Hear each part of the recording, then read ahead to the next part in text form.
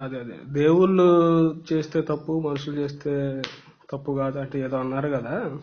ఉమ్, ఉమ్. ఇప్పుడు వావి వర్స్ మీరేమంటారు? నేను అది నాకు మీ డౌట్ దాని మీద నాకు దాని మీద డౌట్ మీరేమంటారు? అదే నాకు డౌట్ వచ్చింది. ఉమ్, ఇప్పుడు వావి వరుసలు అంటే ఇప్పుడు కుక్కలు కోళ్ళు ఉన్నాయండి. ఉమ్, ఒకే కడుపున పుట్టినవి అవి 2 సంవత్సరం చేసుకొని పిల్లల్ని కంటండి. ఉమ్. దాన్ని కూడా మనం తప్పు అంటాం. అవి ఆ, సృష్టి ధర్మం, అది వాటిని మనం తప్పనలేంగా. తప్పు అనలేం కదా. ఉమ్, సో అంటే ఏంటి, మనిషికి కోళ్ళకి కంపారిజన్ కుదరదు అనమాట. ఉమ్. సో ఇప్పుడు మరి మనిషికి దేవుడికి మీరు కంపారిజన్ ఎలా చేస్తున్నారు? ఇప్పుడు అవి శక్తి స్వరూపాలు అంటారు కదా దేవుళ్ళు. సార్, మామూలుగా దేవుళ్ళు మనిషి కంటే జ్ఞానవంతులా కాదా?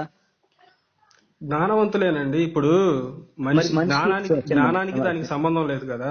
అట్టగా సార్, వీళ్ళని ఇప్పుడు దేవుళ్ళు సృష్టికర్తలు అంటున్నారు కదా సార్. చెప్పేదేనండి ఇప్పుడు సమస్తం ఎరిగిన వాళ్ళు అంటున్నారు కదా. చెప్పేదేనండి ఇప్పుడు ఉమ్. లైంగిక కలయికకి దానికి సంబంధం లేదు. లైంగిక కలయిక ఇప్పుడు మనుషులు ఏమి ఇప్పుడు అంటే చెప్పండి, మీరు చెప్పేదేనండి. చెప్పేది చెప్పండి చెప్పండి. వరుస ఇప్పుడు అక్రమ సంబంధం అయినా సరే వరుస అన్నా చెల్లెళ్ళు ఇద్దరు సెక్స్ చేసుకుంటే పిల్లలు పుడతారు ఉమ్, కదా. ఉమ్. కానీ చెప్పండి, మీరు ఎందుకంటే చెప్పండి. ఎందుకంటే ఈ లైంగిక సంబంధం మనం ఏంటంటే ఒక సొసైటీ క్రియేట్ చేసుకున్నాం.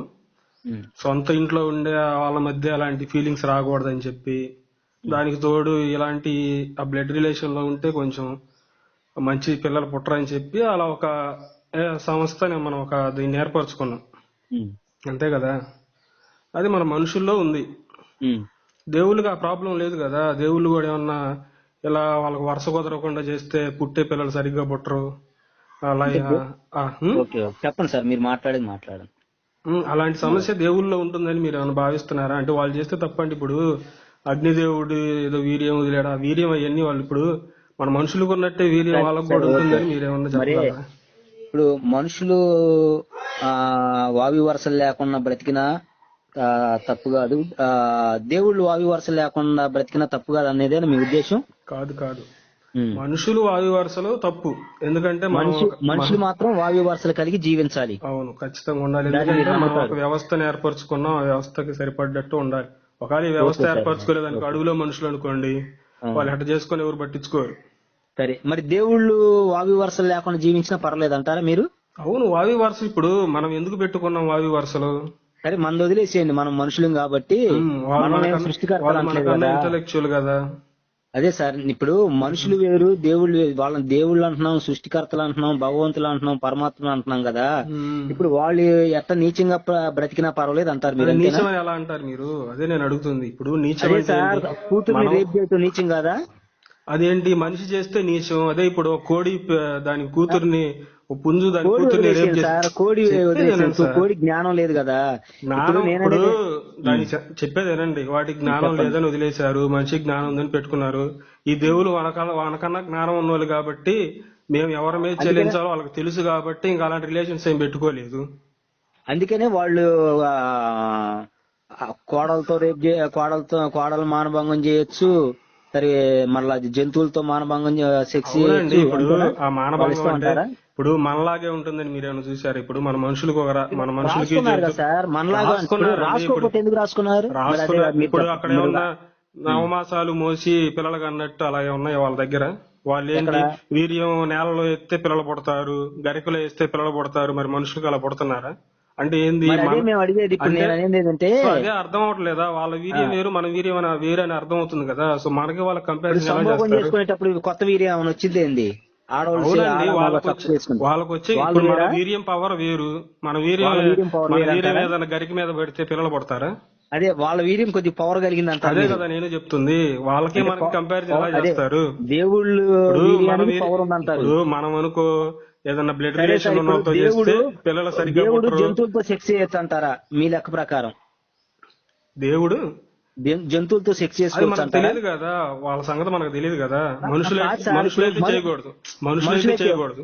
మనుషులు జంతువులతో సెక్స్ చేయకూడదు, కానీ దేవుళ్ళు అయితే చేయొచ్చా తెలియదు. లేదో అది మనకు క్లారిటీ తెలియదు కదా. చెప్పండి. అది మనకు తెలియదు కదా. చేయొచ్చా లేదా? వాళ్ళ సంగతి నీకు తెలుసా? దేవుళ్ళ సంగతి ఇప్పుడు సార్, మనుషుల సంగతి అంటే చేయొచ్చా మనకు లేదా తెలుసు. చెప్పండి. మనుషులు చేయటం తప్పు అన్నారు, మరి దేవుళ్ళు అయితే చేయొచ్చా లేదా కాదు ఒకటి చెప్పండి. అవునా వాళ్ళు కాదు మనకన్నా చెప్పండి అంతే. ఇంటెలెక్చువల్ కదా, ఒప్పుకుంటావు కదా. అదే సార్, నేను వాళ్ళు ఇప్పుడు మనకంటే జ్ఞానవంతులని దేవుళ్ళు ఎవరైనా మనకన్నా ఒప్పుకోవాల్సిందే. జ్ఞానవంతులే కదా. మరి అంత జ్ఞానం ఉన్న వాళ్ళు ఎందుకు తప్పు చేస్తారు? అదే చేయొచ్చా లేదా చెప్పండి. ఇంకా దానికి వాళ్ళు చెయ్యొచ్చు తప్పు అంటే చేశారా? వాళ్ళు చేస్తున్నారు కండి. వాళ్ళు జ్ఞానంతో చేస్తారు. తప్పని ఎలా చెప్తావు నువ్వు? వాళ్ళని తప్పు ఒప్పులు అంటే బట్టి అంత జ్ఞానవంతుడు నువ్వు? దేవుళ్ళు జంతువులతో సెక్స్ చేసుకోవటం జ్ఞానం అంటారు అయితే మీరు. ఇప్పుడు నీ అంతేనా జ్ఞానం, మీరు ఇప్పుడు అనేది? నువ్వు నీ జ్ఞానంతో దేవుడి జ్ఞానాన్ని నువ్వు ప్రశ్నించేంత జ్ఞానవంతుడు చెప్పు నువ్వు. నేననేది దేవుడి జ్ఞానంతో మనం దేవుడిని ఇప్పుడు ప్రశ్నించడం కాదు. దేవుడు మీరు దేవుడు ఏమంటున్నారు? జ్ఞానవంతుడు నువ్వే జంతువులతో. చెప్తున్నావు కదా, దేవుడు నేను జ్ఞానవంతుడు నువ్వే చెప్తాను, చెప్తున్నావు. దేవుడు అంటే సృష్టికర్త అయిన భగవంతుడు జ్ఞానవంతుడే చెప్తున్నావు కదా, మరి అంత నేనేంటంటే అంత జ్ఞానవంతులు చేస్తున్నారంటే వాళ్ళు తప్పు ఎందుకు అదే మరి చేస్తారు? అనేది.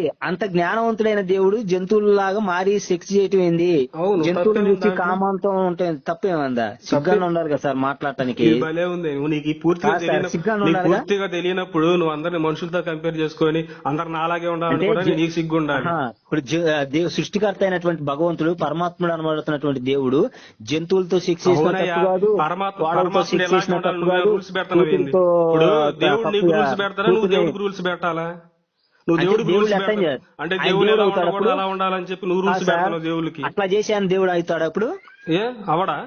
ఏదా అంటే ఏది? నువ్వు చెబుతున్నావు అవడని, నువ్వు చెబుతున్నావా? నువ్వు చెప్పాలి నేను ఇప్పుడు. చెప్పడం కాదు, అంటే అలా ప్రపంచం చేస్తే దేవుడు యావత్తు కాదు అని చెప్పి అలాంటి నువ్వు వాడిని ప్రపంచం యావత్తు కూడా దేవుడిగా దేవుడు అంటున్నారు సృష్టికర్తగా కదా. పరమాత్ముడిగా అంగీకరించడానికి ఇష్టపడదు. అజ్ఞానంలో ఉన్న వాళ్ళు ఎవరు తెలియనటువంటి వాళ్ళు జ్ఞానంగా ఉండి తెలిస్తే చేస్తున్నారు. ఒప్పుకుంటారా? నువ్వు తెలిసి వాళ్ళకన్నా సరే సార్, జ్ఞానవంతుడు. ఒక మాట నాకు ఒక మాట చెప్పు, సార్, నువ్వు నేను ఒక వాళ్ళకన్నా మాట చెప్తాను జ్ఞానవంతుడువా? సరే.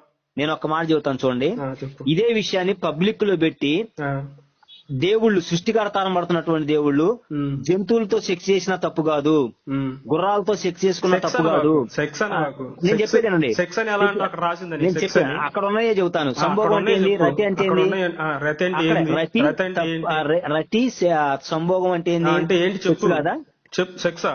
సెక్స్ కాదు అది. ఎక్కడుంది సెక్స్ సరే, అని? రతి సంభోగమే అనుకున్నా. రతి సంభోగం మీ అవి లెక్కలోకి చెప్పు. వచ్చారు. చెప్పు. రతి చేసేవాళ్ళు, సెక్స్ చేసేవాళ్ళు, మనుషులాగా వీర్యస్కాలనం చేసుకునేవాళ్ళు, కోతులు చూసి tempt మనుషుల్లాగా అయిపోయి ఉంది అక్కడ. మనుషుల్లాగా కోతుల్లాగా ఓన్ ప్రాంప్ట్ ఇవ్వకు. మనుషుల్లాగా నాది చేసుకున్నాడు. నేను ఏం చెప్పలా. మనుషుల్లాగా మనుషులు వాళ్ళకి చేసినట్లుగా. అవయవాలు ఉన్నాయి. మనుషుల్లాగా వాళ్ళకు కూడా అలాగే కోతులతో కూడా కాడింది. సెక్స్ చేసి ఇప్పుడు చూడండి, కోతులు ఇప్పుడు కోతులకి దేవుళ్ళు కోతులు అనబడుతున్నటువంటి వారు ఆ. కోతులతో కూడా సరసాలాడి వాళ్ళతో కామ కోరికలు తెచ్చుకుంటారు. వాళ్ళు కూడా దేవుళ్ళే అప్పుడు. ఇప్పుడు దేవుడు అంటే ప్రతి ఒక్క జీవిలో ఉంటాడు కదండి. మంచిదండి. అందుకనే కోతులను కూడా రేపు చేయమంటారు మీరు. రేపు ఎందుకైతే రేపు అని మళ్ళీ నువ్వు కొత్త కోతులతో వాక్యం పెడతావు. సరసమాటం అంటే ఏంది తెలుసా? సరసం అంటే ఏందని ఇప్పుడు నువ్వు అదేంటి దేవుడు కోతులతో? ఇప్పుడు నువ్వు దేవుని పూజిస్తున్నావు. మరే ఇప్పుడు చెప్పేది ఎంత చెప్పేది సార్? ఆ.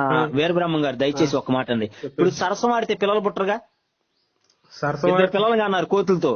మీ దేవుడు అవునండి, కనకూడదని ఏమన్నా ఉందా? దేవుళ్ళు వచ్చి అదే, కోతులతో కనకూడదని మంచిదండి. నువ్వు చెప్తున్నావు. మీ రూల్. ధర్మం చాలా గొప్పది. ఏదేరా నీకు ధర్మం అర్థం అంటే కాకపోతే నీకు ధర్మం అర్థం కాకపోతే అర్థం కాలేదని మరే చెప్పు, అంతేగాని కోతులతో నాకు కూడా నచ్చినట్టు ఉండాలి సంభోగం ధర్మం అంటే చేసి ఎలాగా? కోతులతో కూడా సెక్స్ చేసి పిల్లల్ని కనిపించే సెక్స్ ధర్మం మామూలు సెక్స్. ధర్మం ఇప్పుడు మరి రతి దేవుడు అంటే సెక్స్ చెప్పేది కాదని చెప్పమనండి పెద్దవాళ్ళని కనుక్కొని. చెప్పేది సరే, ఏమయ్యా? మీకు ఒక చిన్న మాట ఒక మాట. చెప్పు, నువ్వు చెప్పు. రతి సంభోగం అంటే సెక్స్ కాదని పెద్దవాళ్ళని కొంచెం అనుభవం కలిగినటువంటి వాళ్ళని కనుక్కొని చెప్పండి. మా దేవుళ్ళు నాకన్నా ఇట్లా ఎట్లా పెద్దోళ్ళు చేసినా ఏం ఎవరున్నారు? పర్లేదు. సరే, నాకన్నా మీకంటే పెద్దోళ్ళు పెద్దవాళ్ళు. ఎవరున్నారు? Okay okay sir. ఆ.